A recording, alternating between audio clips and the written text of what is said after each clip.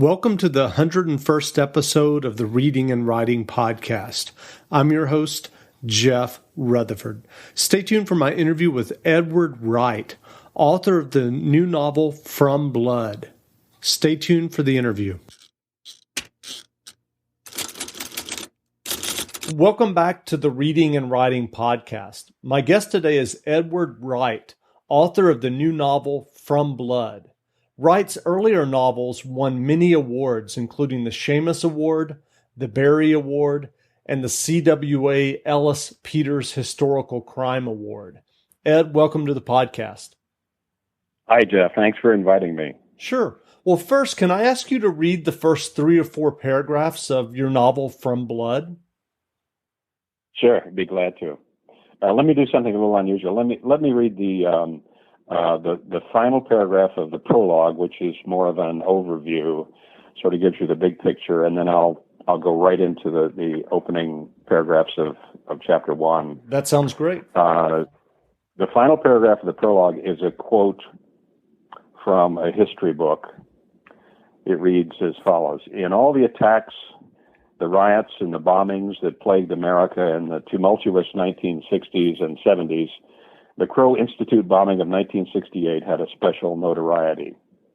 It stirred up calls for vengeance, transformed the thinking of the radical left, and sent one militant to prison and others deeper underground. Over the years, most of them either were captured or resurfaced and surrendered. All but 2. Now we go into chapter 1, which is set in the present day. Shannon Fairchild was a mess. The face staring back at her from the borrowed pocket mirror bore a shiner that radiated in jolly reds and blues from her left eye over to her hairline and down to her cheekbone. The left half of her mouth was bruised and swollen, both upper and lower lips, and she could still taste blood whenever she swiped the inside of her mouth with her tongue, which, given that she had little else to do while sitting and waiting for her case to be called, she did fairly often. Separated from her purse, she made an effort to tame her hair by running her fingers through it, but that only caused it to give off the odor of cigarette smoke and other bar smells. Shannon wore last night's outfit: cotton pants, short-sleeved blouse, and scuffed, lightweight sneakers. Imprints of dirt from the floor pocked her knees, hips, and rear. Worst of all, her shirt front had 2 crusty dark gold stains. She had vomited not long after they deposited her in the cell the night before. Drunk as she was still aware that throwing up on yourself was not good hygiene. So, planting her feet carefully, she leaned well over the toilet bowl, while trying not to look within its unspeakable depths, and let fly. Except for 2 random droplets, her aim was mostly good. "Looking for Ralph," she'd heard one of the other women in the cell observe. Shannon hadn't understood until the woman repeated the name louder, this time in a reasonable approximation of the sound of food coming up. Okay, great. That's as you can see, that's a portrait of a young woman who has pretty much bottomed out. We do find out that she's an exceptional woman in a lot of ways, who's going through a very bad stretch in her life, and she's had accomplishments in her past, and she will have accomplishments in her future. But right now, when we meet her, she's in bad shape. And I sometimes enjoy starting a novel off with somebody at the very bottom of their ladder and then watching them try to climb it. Sure. Well, if the listeners haven't heard about From Blood yet, how would you describe the novel? It's the protagonist is a young woman named Shannon Fairchild, you just met. We could describe her as both brilliant and troubled. She gave up her PhD studies to start a small business that cleans homes of rich people in this California town that looks very much like Santa Barbara, but which in the book goes by another name. Her parents are both college teachers, and when near the beginning of the book, they're murdered in a particularly horrific way. Her mother lives long enough to speak to Shannon, and her dying words to her daughter are, "Find them and warn them." Shannon has no idea what the words mean, but she's a historian by training, and she begins looking into her parents' backgrounds, and she finds out that they were militant anti-war activists in the 1960s and were friends with two of America's most notorious fugitives, a woman named Diana Burke and a man named John Paul West. Burke and West had been underground since a fatal bombing in the year 1968. They've been chased by the FBI all that time, and now Shannon is being asked to find them and warn them that the same person who murdered her parents is after them. So this is the setup for the story. She looks deeper into the past. She finds what you might call an unexpected personal connection to the two missing fugitives. This gives her an even stronger reason to find them. And now she actually has a mission, and it sort of takes over her life. So this is the situation that drives the story. And the rest of the story is pretty much of I would call it, in a way, it's a road story. It's a chase story. It's a quest. Physically, it covers much of the western United States, but it's also an inward story because in the course of it, Shannon finds out a lot about herself and a lot about the people that she's trying to find. So that's the setup. Great. Well, given the theme of your book and the plot from Blood, I'm sure you're aware of how much in the last presidential election Bill Ayers, a former 1960s radical, came up. And it seems that the ripples from the 1960s are still being felt today. Do you think with the current generation we're starting to leave some of that behind, or will those continue to echo in the U.S.? That's a good question, and I think the answer is yes. I think already a lot of the lessons of the 60s have been forgotten. I mean, this was a long time ago. This was before a lot of us were born. This is material that's relegated to the history books for a lot of people. I happen to be old enough to remember some of this, and I'm giving away my age here, but this was an incredible time to be around. I was in Chicago in the late 1960s, working at the Chicago Tribune. I was a low-level editor there, and the Democratic National Convention was happening in '68, and there were riots in the streets, and it was a very exciting time. It was a very scary time. You could almost see the country being split right down the middle. And as a journalist, I couldn't not be out there observing what was happening. And sometimes I got a little too close to it. I was tear gassed in Lincoln Park along with some friends of mine and several hundred demonstrators on the second night of convention week when the police moved into the park and swept everybody out. So my connections to this are both historical and personal. And I wanted to try to revive, for people who weren't there and for people for whom the 60s is just a label, I wanted to try to revive some of the feeling of passion that I'm sure people on the far left were experiencing at the time, the feeling that, rightly or wrongly, and a lot of them went about it in the wrong way, but a lot of them felt they could change the nation, change the course of government, and change the world in some way. They could stop the war in Vietnam. There was all this political commitment, and a lot of them went out into the streets to express it, and a lot of them got their heads cracked, and so it was a very violent time. There were bombs set off, as you'll remember, and some people died. So in a way, it was, I sometimes think of it as one of America's most tumultuous decades. And for the people who weren't there, I wanted to write a book that looked backward into this time and tried to resurrect some of that feeling in the form of two characters who, in my imagination, were participants and were leaders of that movement, and who went underground and remained underground and are still out there today. And they become the focal point of Shannon's quest. So when she eventually meets up with them, she has a chance to see and talk with two people who absolutely embodied the far left politics of the 60s. And because she's a historian by training, she drinks it in. I mean, she's hungry for this experience and for this secondhand exposure to these people, find out what they were. Right. But I hope that answers your question. This was my attempt to try to bring the 60s alive in a small way, as a subplot, as a subplot for what is essentially a thriller novel. Right. Well, shifting a moment to your John Ray Horn series, which is set in 1940s Los Angeles, why did that period and setting appeal to you?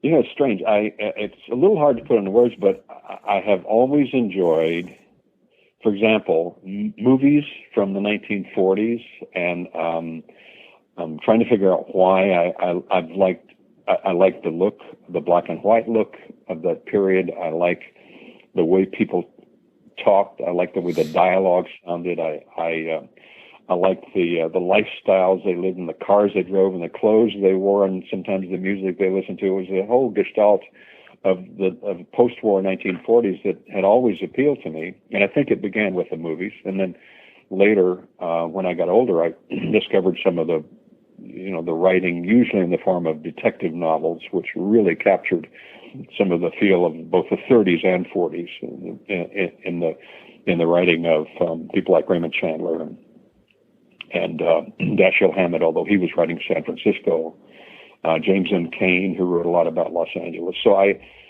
when it came time for me to choose the setting for a first novel, I know this was kind of an unusual move because most people don't set their books in the past. Well, a lot of them do, but I think most first-time writers don't. I just wanted to go back there, and I wanted to, it's sort of the way I feel about the 60s. I wanted to try to recreate what it was about the 40s that fascinated me. Not necessarily all good, some bad, but I wanted to, and because I was living in Los Angeles at the time, I wanted to resurrect the feeling of Los Angeles when it was a young city, when it was a kind of a boom town just coming out of World War II and growing by leaps and bounds, and a city that had almost thrown away the rule book. It was growing so fast. It was a natural place for gangsters and hustlers to settle and try to make their fortunes, and of course for private eyes to have their livelihood.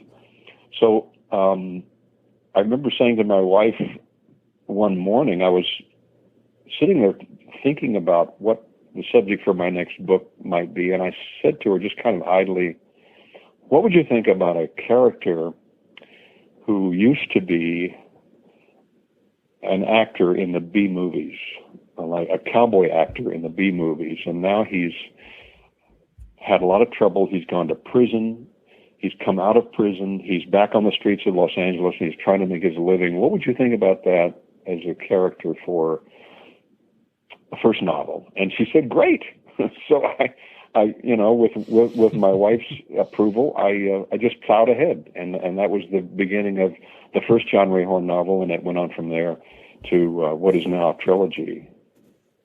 Great. Well, you mentioned earlier working as an editor at a Chicago newspaper in the 1960s. What initially drew you to writing fiction?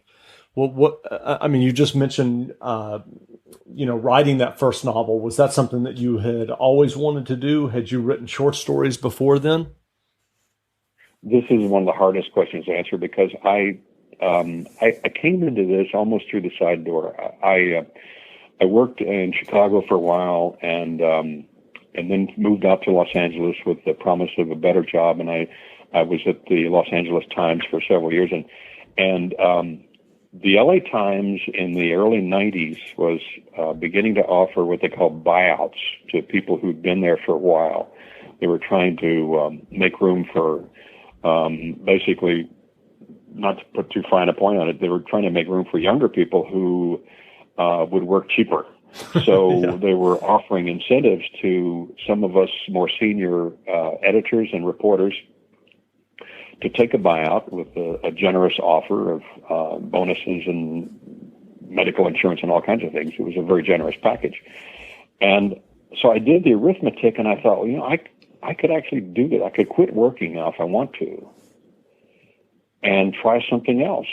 And the next question that arose was, well, what would you do if you didn't have to work a 9-to-5 job, or in the case of the LA Times, more of a 9-to-7 job?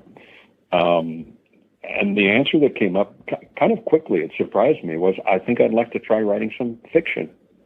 It was not something I'd done before. It was not something I'd dreamed about, but I'm a lifelong reader. I've always enjoyed reading all kinds of books. And I think buried deep inside me somewhere was the question, can you write a novel?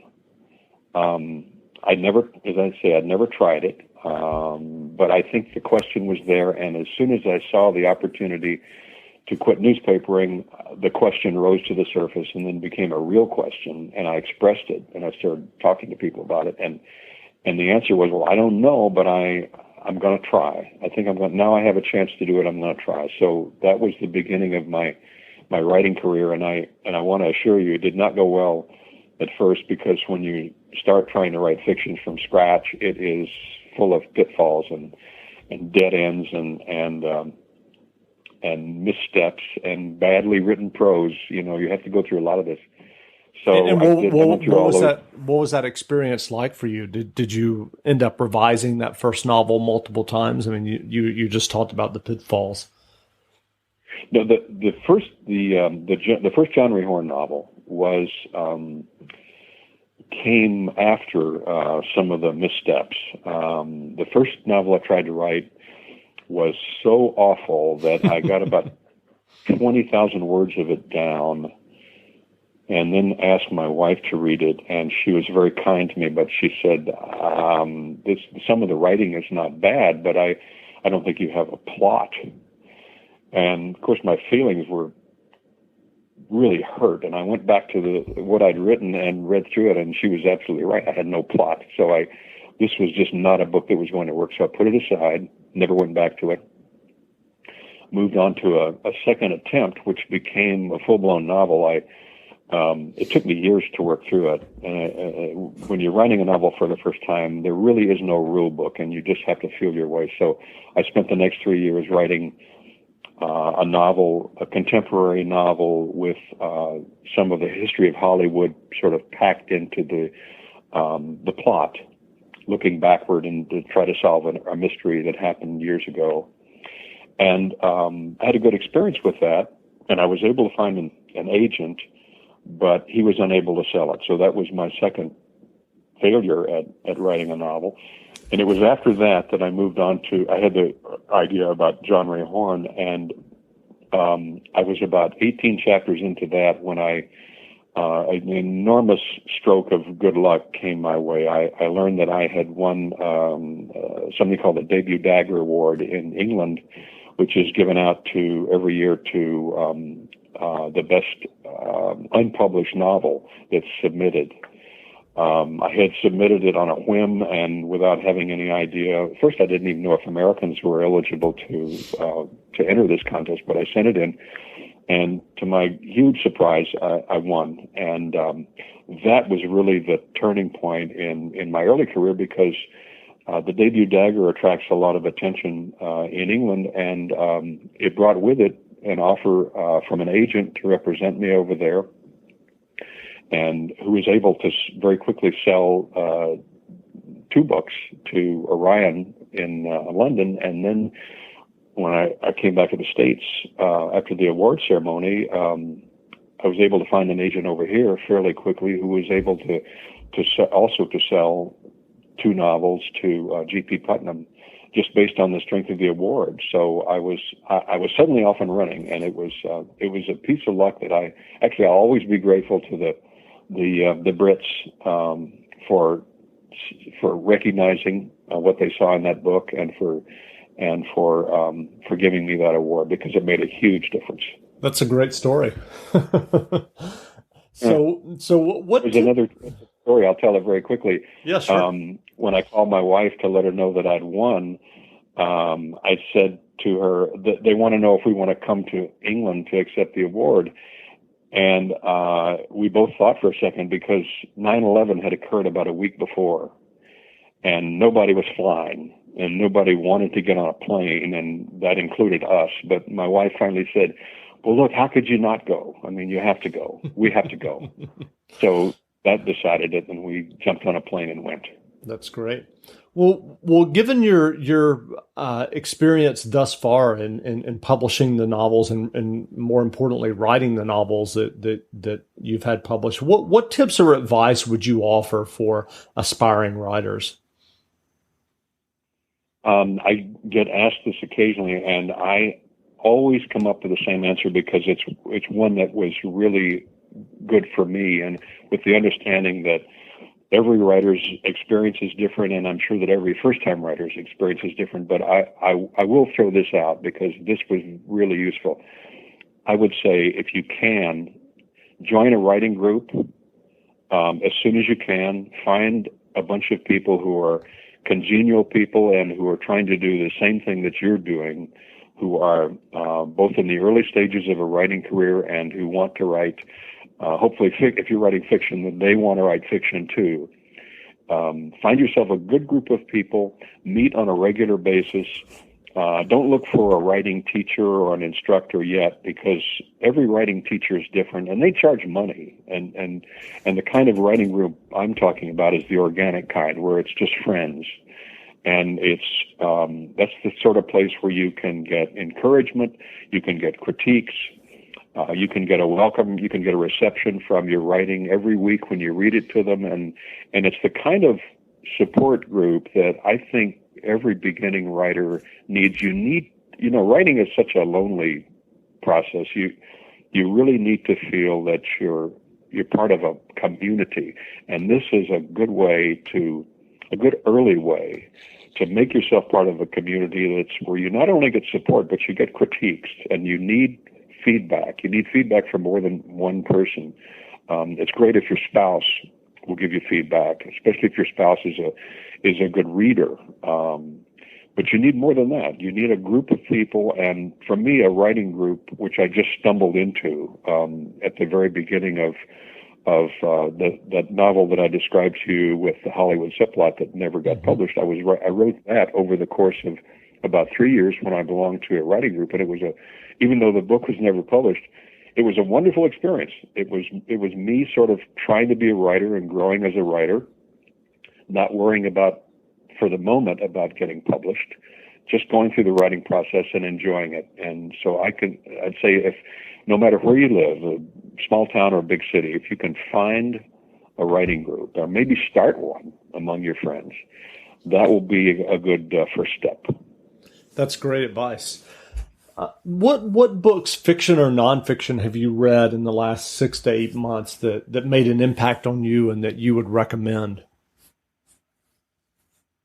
I have to say, right now I'm reading biographies, and I'm not sure exactly why, except that I'm getting a lot of pleasure out of biographies of people who fascinate me, or people about whom maybe I didn't know enough.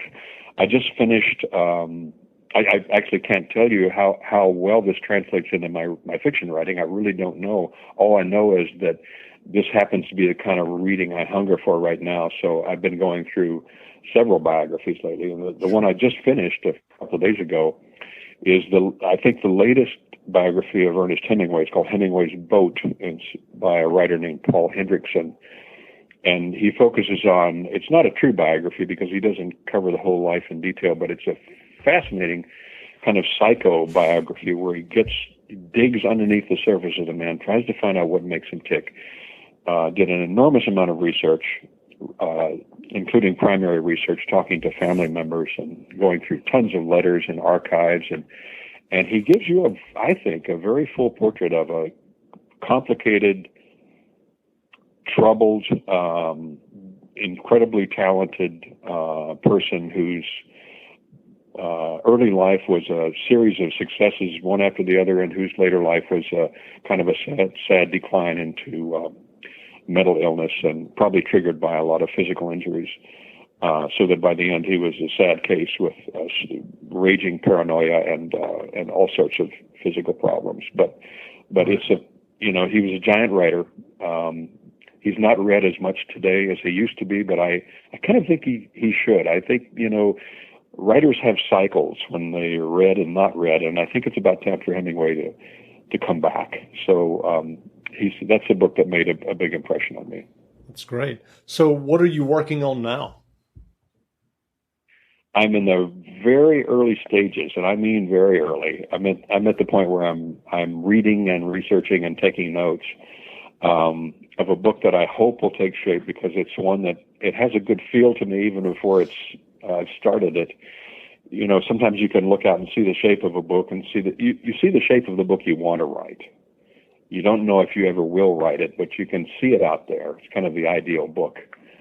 And that's where I am now. I'm looking out at the shape of this thing and hoping that I can make it happen. It would be a story about a boy, a teenage boy, whose sister is missing, and who, because of family circumstances, is the only one who can try to go find her. Now, the setting is Appalachia in the South during the Great Depression, 1930s.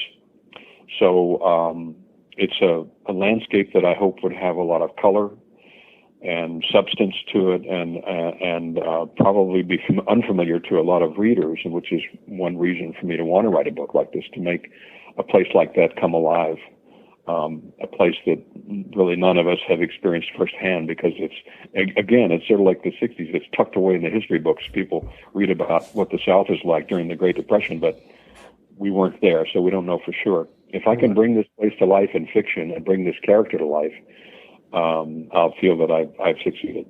That sounds great. Well, where can people find you online? Oh gosh, let's see. I have a website. It's www.edwardwrightbooks.com. WRIGHT. And I'll have a link to that in the show notes so people can find it. Oh, that's great. I appreciate it. Well, again, we've been speaking with Edward Wright, author of the new novel From Blood. Ed, thanks for doing the interview. Jeff, it was a great pleasure. Thanks for inviting me. Sure. Thanks.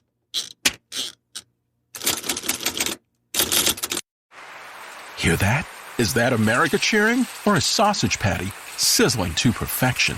It's time to cheer for Egg McMuffin and fresh cracked eggs at McDonald's. It's time to wake up to the aroma of freshly baked biscuits and treat yourself to a real honest-to-goodness morning meal. Breakfast, it's on at McDonald's. Now enjoy a large iced coffee for just $2. Add a breakfast sandwich to make a meal.